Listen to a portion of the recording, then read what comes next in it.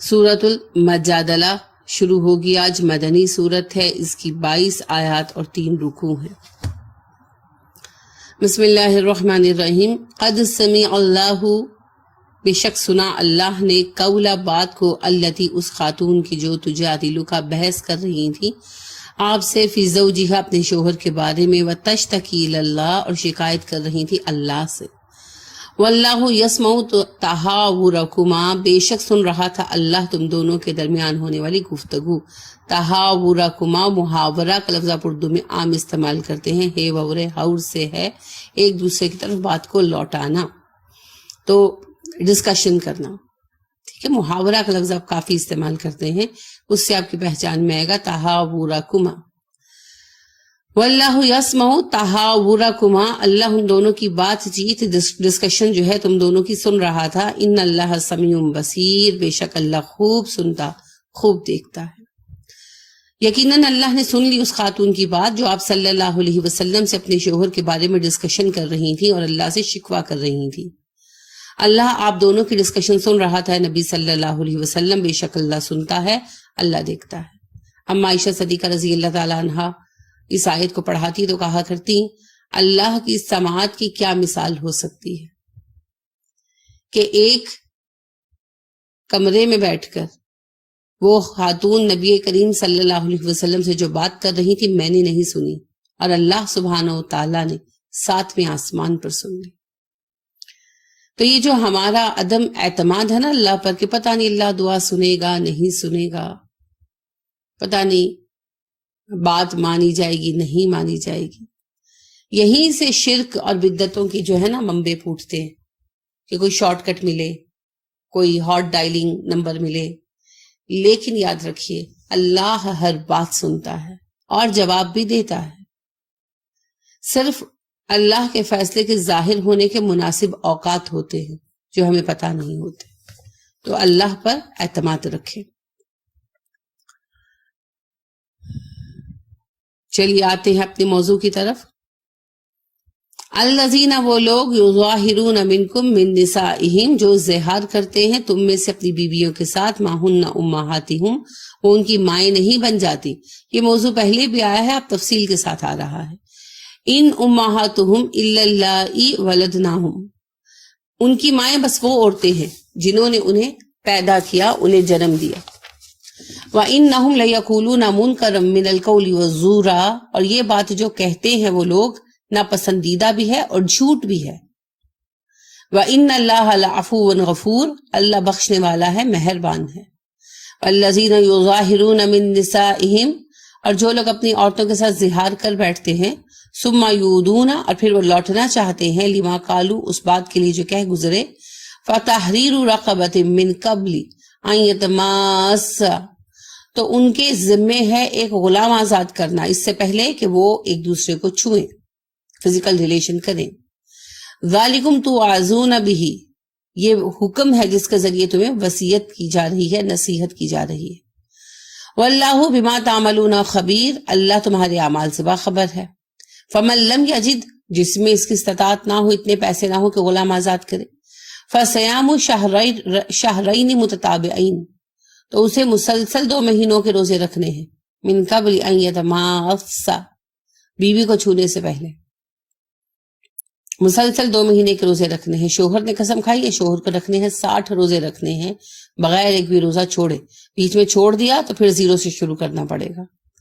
وَمَن لَّمْ يَسْتَطِعْ فَإِطْعَامُ 60 مِسْكِينًا، اور جو اس کی بھی استطاعت نہ رکھتا ہو کہ 60 روزے رکھ لے، تو وہ کھانا کھلائے 60 مساکین کو۔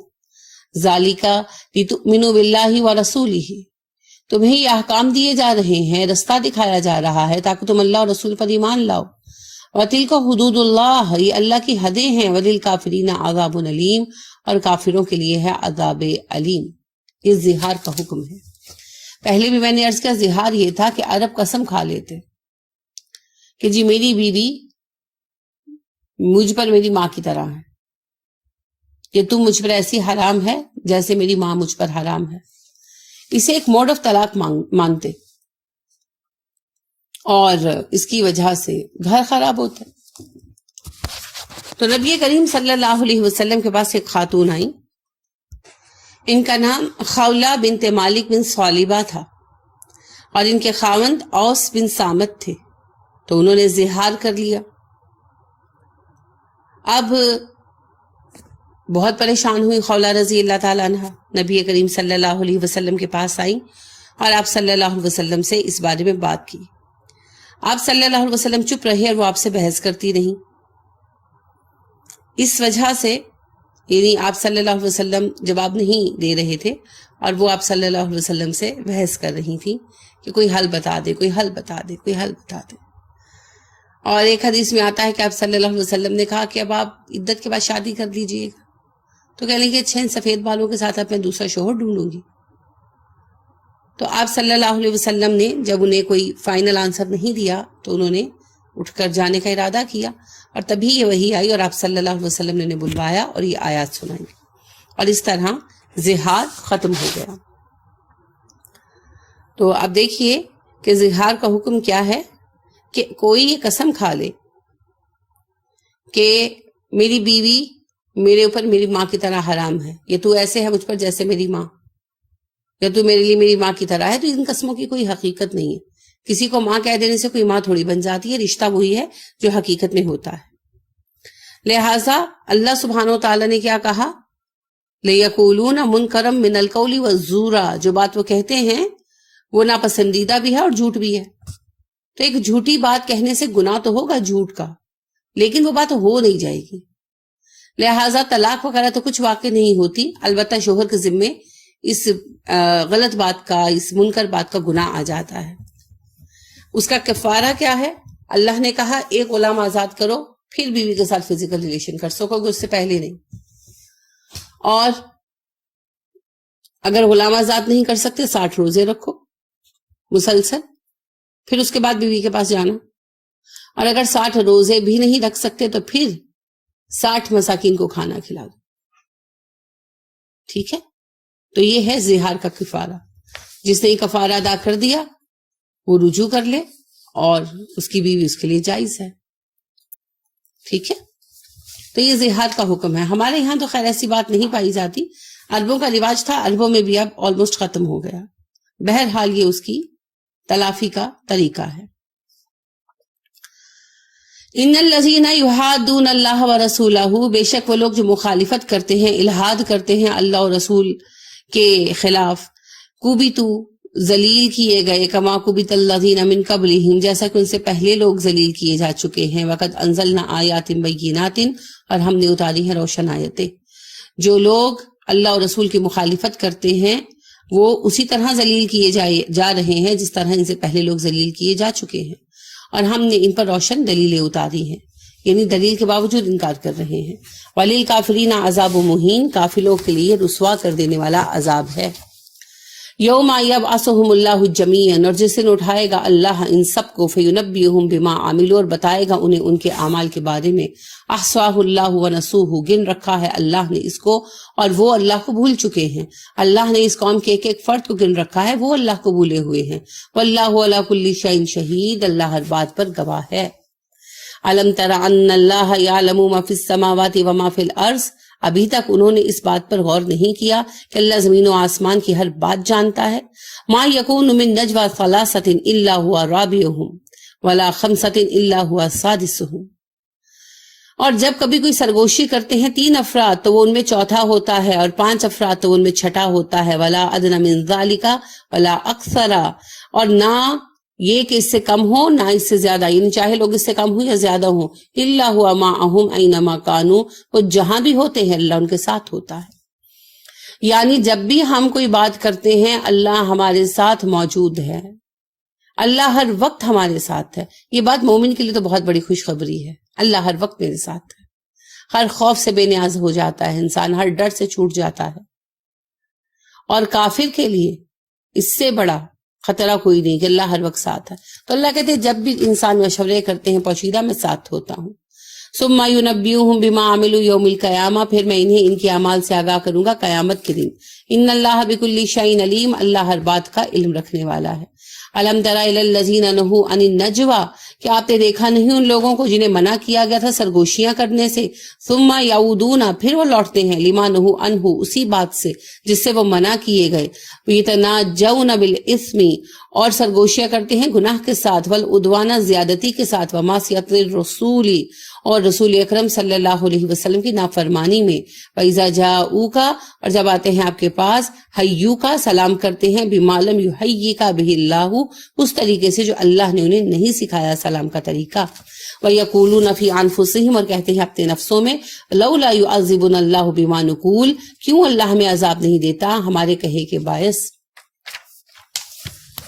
جی اللہ فرماتے ہیں آپ نے ان لوگوں کے رویوں پر غور کیا ہے جو وہی کام کرتے ہیں جس سے روکے گئے ہیں، پوشیدہ مشورے کرتے ہیں، منافقین۔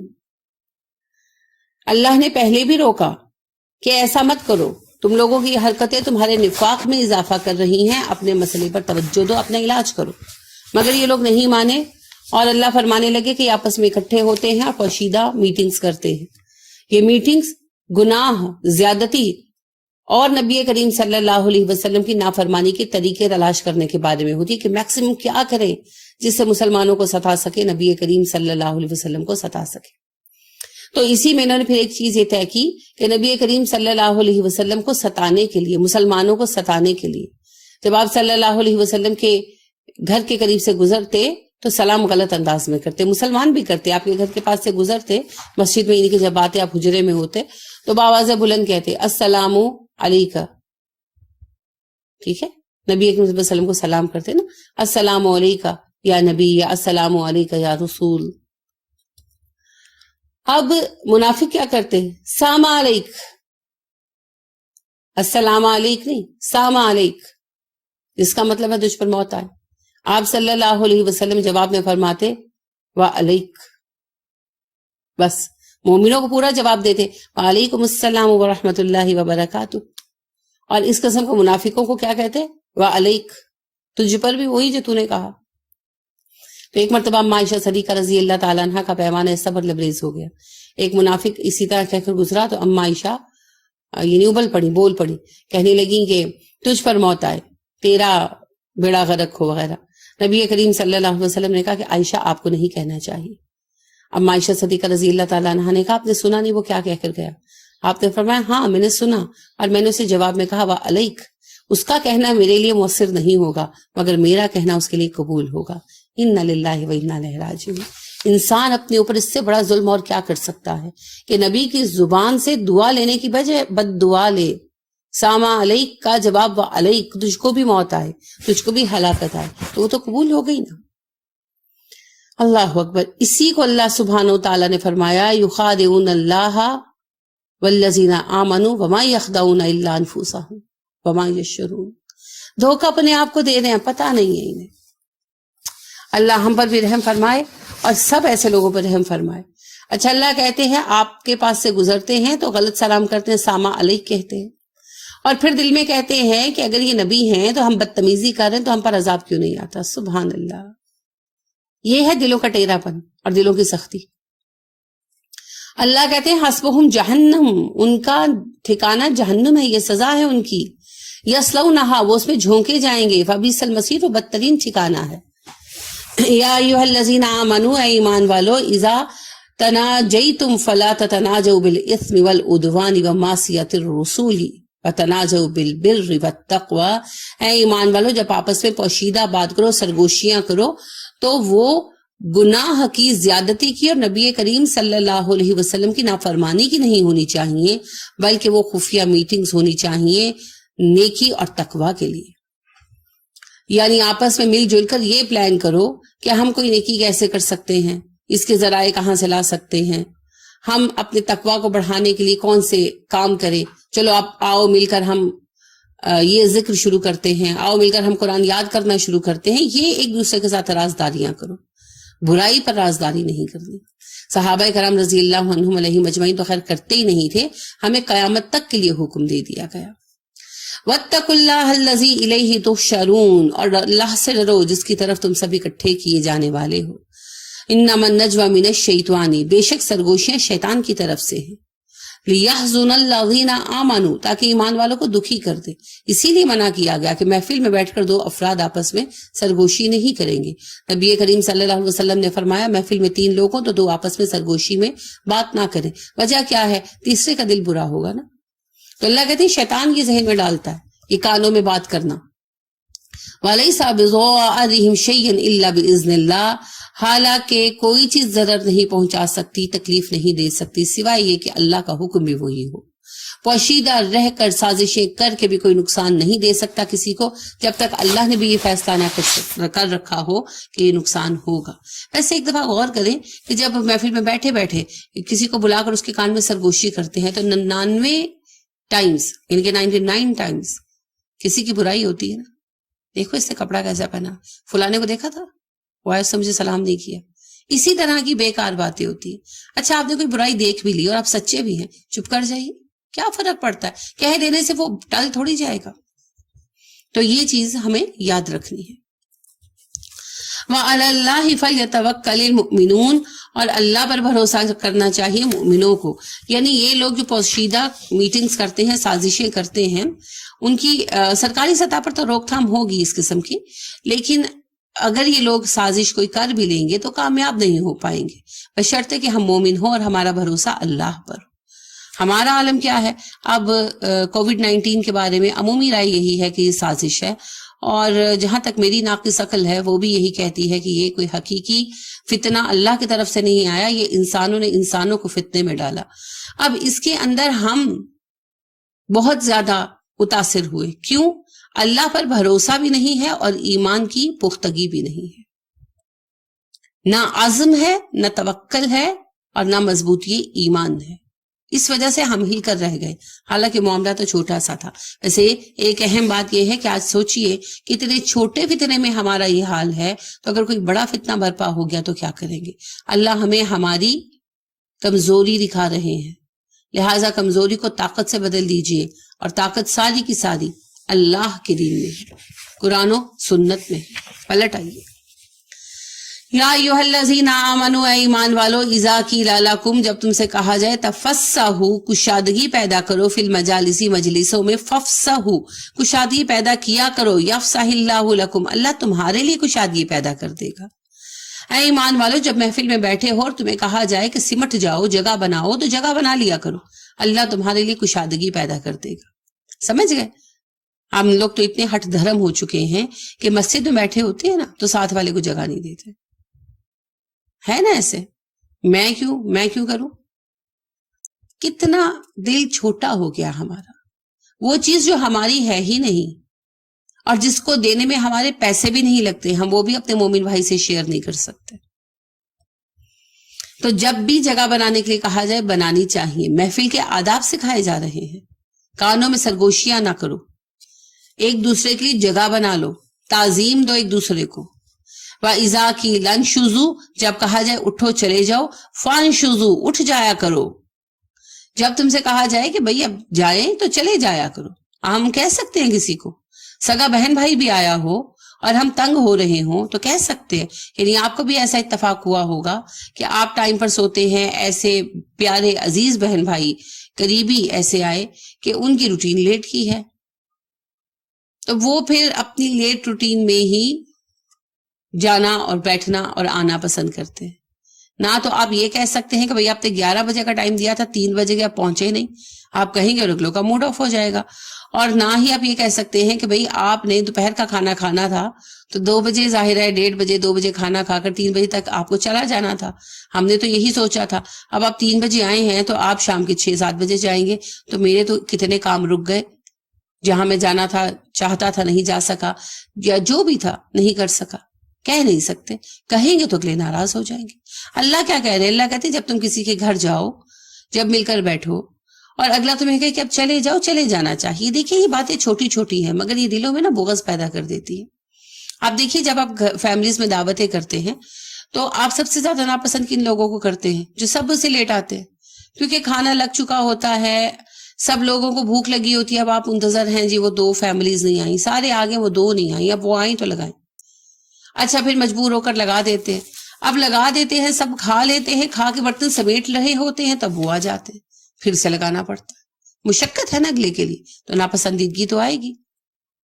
اب پھر دوسرے جس وقت آئے، انہوں نے کھایا پیا بیٹھے، اب دوسروں کے جانے کے کچھ دیر پہلے یہ لوگ آ گئے، اب سب چلے گئے، اب یہ بیٹھے ہوئے اور اہل خانہ صاحب خانہ لٹکے ہوئے ہیں۔ کیوں؟ ظاہری بات ہے دعوت کی تیاری میں وہ ایک کا دن پہلے سے مصروف تھے، تو پھر جب وہ لوگ نکل کر جاتے ہیں تو پھر کیا باتیں ہوتی ہیں، برائیاں ہوتی ہیں نا ان کی، کیونکہ دل کے اندر رنج ہوتے ہیں ان کی طرف سے۔ تو ہمیں ادب سکھایا جا رہا ہے، ایک تو وقت پر آئیں، تبھی تو جب وہ کہیں گے تب جا سکیں گے، اور دوسرا جب وہ کہیں چلے جاؤ۔ اب اس میں کہنے کے لیے ضروری نہیں کہ زبان سے کہا جائے، ایک کامن سینس ہوتی ہے نا، وہ تو ہے اپنی جگہ پر، عام فہم بات ہے۔ اگر دوپہر کا کھانا ڈیسائیڈ ہوا ہے تو مطلب یہ ہے کہ 11-12 بجے آ جائیں اور 2 سے 3، 3:15، 3:30 چلے جائیں۔ اگر دوپہر کی چائے تو شام کی چائے پر ملنا طے ہوا ہے تو 3-4 بجے کے درمیان آ جائیں اور 5 سے 6 کے درمیان چلے جائیں۔ اگر رات کا کھانا آپس میں کھانا طے ہوا ہے تو 6 بجے 6:30 بجے تشریف لے آئیں، 6 سے 7 کے درمیان، اور 8 سے 9 کے درمیان وی مسٹ لیو، تاکہ اگلے کو بھی ہم دیکھیں، ہم نے تو چلے جانا ہے، اگلے نے برتن سمیٹنے ہیں، کھانا سمیٹنا ہے، سارا کچھ سمیٹ کر رکھ کر جا کر اس بیچارے نے آرام کرنا ہے، اور ہمارے آنے سے پہلے بھی اس نے مشقت کی ہے۔ تو یہی ادب سکھائے جا رہے ہیں، اور یہ بڑی اہم باتیں ہیں، کیونکہ روزمرہ زندگی کو ایفیکٹ کرتی ہے نا، تو انسان پریشان ہوتا ہے۔ یرفع اللہ الذین آمنوا منکم، بلند کرتا ہے اللہ تمہارے مابین سے ایمان والوں کے درجات، والذین اوتوا العلم درجات، اور ان لوگوں کے درجے جو علم والے ہیں۔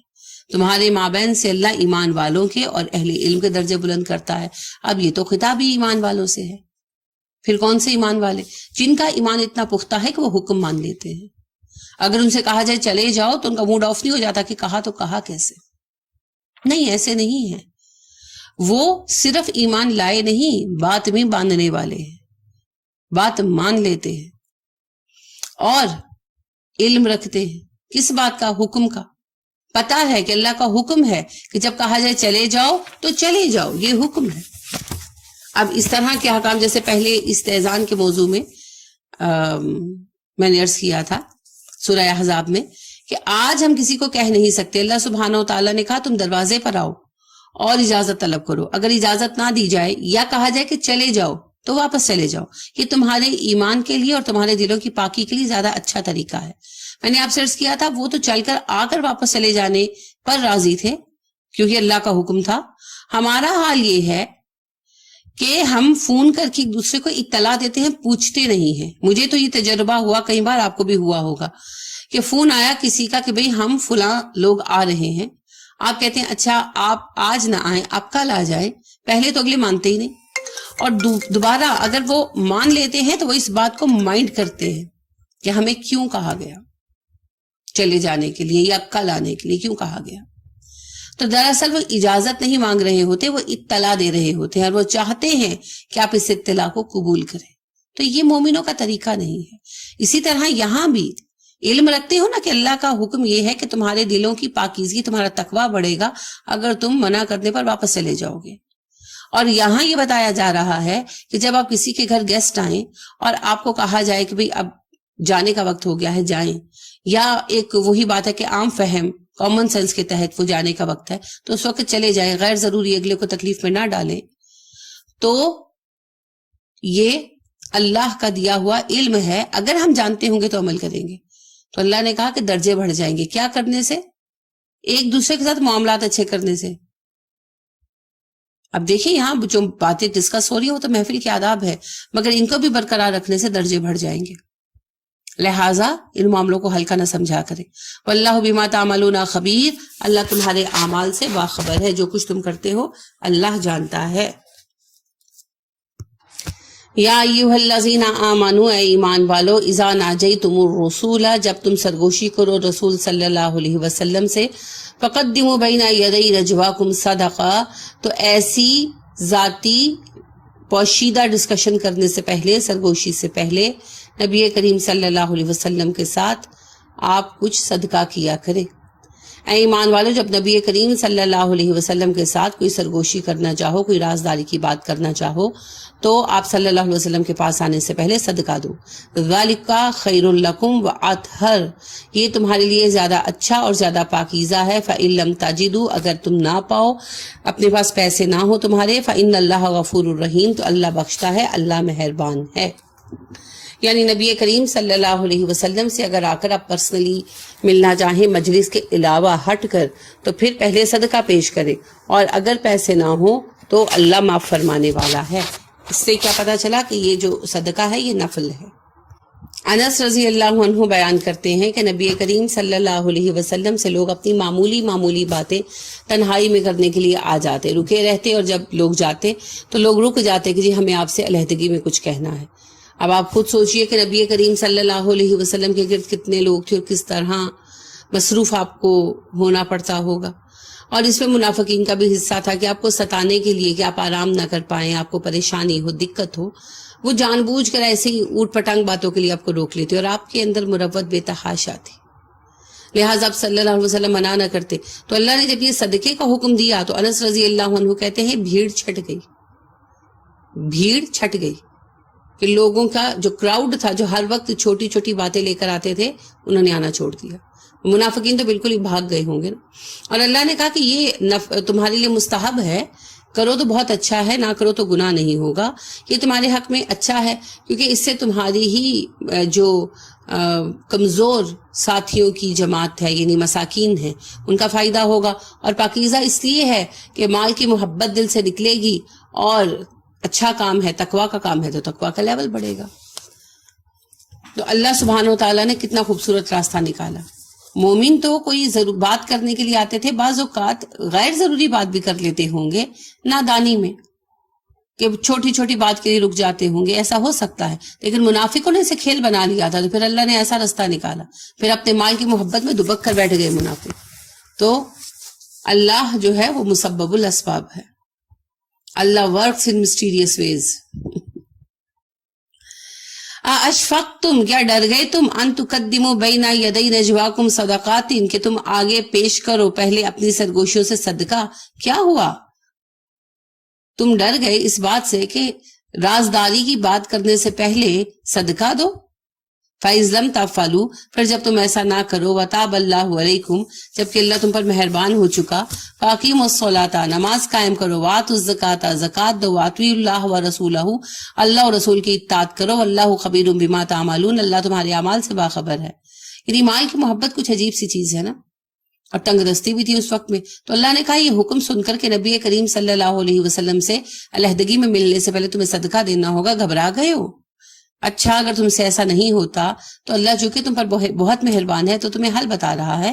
نبی صلی اللہ علیہ وسلم کو ستایا نہ کرو.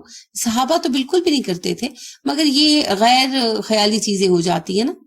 کبھی آپ کے ساتھ بھی ہوا ہوگا. مجھے چونکہ میں پڑھاتی ہوں تو تھوڑا یہ ایکسپیرینس ہے کہ لوگ اتنے پریشان ہوتے ہیں یا اپنے معاملے میں اتنے الجھے ہوئے ہوتے ہیں کہ وہ یہ نہیں سوچ پاتے کہ اگلا اس وقت کس حالت میں ہے. لہٰذا ایسا ہوتا ہے کہ رات کو 2-2:30 بجے فون آتا ہے اور پتہ چلتا ہے جی فلاں کو دم کر دیں، تو ہنسی آ جاتی ہے نا. تو اگر ہم جیسوں کا یہ حال ہے جن کی کوئی اوقات نہیں ہے، نہ 3 میں نہ 13 میں، تو نبی کریم صلی اللہ علیہ وسلم سے تو کیسے کیسے معاملات پیش آتے ہوں گے نا. اور ان میں سادہ المومن ملوث ہو جاتے تھے نادانی میں بیچارے. اور منافقین کا تو خیر معاملہ یہ لگ گیا. تو یہ جو کہا جا رہا ہے یہ تو مومنوں سے کہا جا رہا ہے کہ کیوں گھبرا گئے ہو یہ سن کر.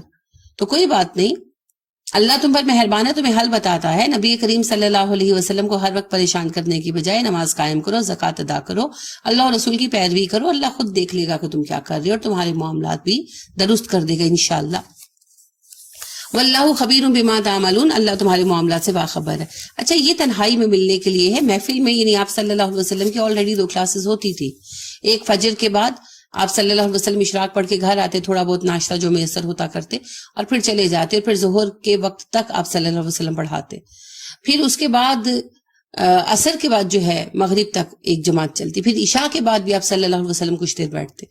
تو آپ صلی اللہ علیہ وسلم دن کا بڑا حصہ جو ہے پڑھانے میں گزارتے تھے، اور پبلک لائف تھی آپ کی. تو جو تھوڑا بہت پرائیویٹ ٹائم تھا نا، اس کو ضائع ہونے سے بچانے کے لیے حکم ہے. تاکہ جو آپ کا پرائیویٹ ٹائم ہے اس میں کسی کو اشد ضرورت ہو تو وہ رکے آپ سے بات کرنے کے لیے، ورنہ جائیں اپنے گھروں کو، تاکہ نبی کریم صلی اللہ علیہ وسلم بھی کچھ آرام فرما سکے۔ دیکھیے نبی کریم صلی اللہ علیہ وسلم کا کتنا خیال تھا اللہ سبحانہ و تعالیٰ، اور کیوں نہ ہوتا۔ نبی کریم صلی اللہ علیہ وسلم نے کس خلوص کے اور کس عزم کے ساتھ دین کا کام کیا، تو پھر ایسوں کو ہی اللہ اپنا خاص بندہ بناتا ہے، مقرب بناتا ہے۔ الم تر الی الذین تولوا قوما غضب اللہ علیہم، کیا تم نے غور کیا ان لوگوں کے رویے پر جنہوں نے دوست بنایا ان لوگوں کو جن پر اللہ کا غضب ہوا ہے۔ ما ہم منکم ولا منہم، اور ان کا اپنا حال یہ ہے کہ نہ وہ تمہارے ساتھ ہے نہ ان کے ساتھ ہے۔ منافق دوست بنائے یہود کو جن پر اللہ کا غضب ہے۔ اللہ کہتے ہیں یہ منافق نے دوست یہود کو بنا لیا ہے، مگر یہود نہ ان کی دوست ہے نہ تمہارے دوست ہیں، یہ تو اپنے دوست نہیں ہیں، ظالم کسی کی دوستی کیا کریں گے۔ وَيَحْلِفُونَ عَلَى الْكَذِبَ وَهُمْ يَعْلَمُونَ، وہ جھوٹ بول کر اس پر قسمیں اٹھا لیتے ہیں اور ان کو پتا ہوتا ہے کوئی جھوٹ بول رہے ہیں۔ اعد اللہ لہم عذابا شدیدا، کیا اللہ نے ان کے لیے سخت ترین عذاب تیار نہیں کر رکھا، یعنی انہیں شبہ ہے اس میں۔ انہم ساء ما کانوا یعملون، جو اعمال وہ کر رہے ہیں بہت برے ہیں۔ اتخذوا ایمانہم جنۃ، انہوں نے اپنی قسموں کو ڈھال بنا لیا ہے۔ فصدوا، تو روک دیا، عن سبیل اللہ، اللہ کی راہ سے، فلہم عذاب مہین، ان کے لیے رسوا کن عذاب ہے، یعنی لوگوں کو دین سے روکنے کے لیے قسمیں کھاتے ہیں۔ لن تغنی عنہم اموالہم ولا اولادہم من اللہ شیئا، ان کے مال اور ان کی اولادیں اللہ کے مد مقابل ان کے ذرا کام نہ آ سکیں گی۔ اولئک اصحاب النار ہم فیہا خالدون، یہ جہنمی ہے، جہنم میں ہمیشہ رہیں گے۔ یوم یبعثہم اللہ جمیعا، جس دن اللہ ان سب کو اکٹھا کر کے اٹھائے گا۔ فیحلفون لہ کما یحلفون لکم، پھر اس دن وہ قسمیں کھائیں گے اللہ کے سامنے جیسے آج تمہارے سامنے قسمیں کھاتے ہیں، اللہ کے سامنے بھی جھوٹ بولیں گے، کیونکہ قیامت کے دن ہم وہی کریں گے جو ہمارا دنیا کا رویہ ہے، سچے سچ بولیں گے، جھوٹے جھوٹ بولیں گے۔ وَيَحْسَبُونَ، وہ سمجھتے ہیں، أَنَّهُمْ عَلَىٰ شَيْءٍ، کہ وہ کسی چیز پر ہے، یعنی وہ سمجھتے ہیں کہ وہ جو کر رہے ہیں وہ کوئی بنیاد ہے، کوئی دلیل ہے۔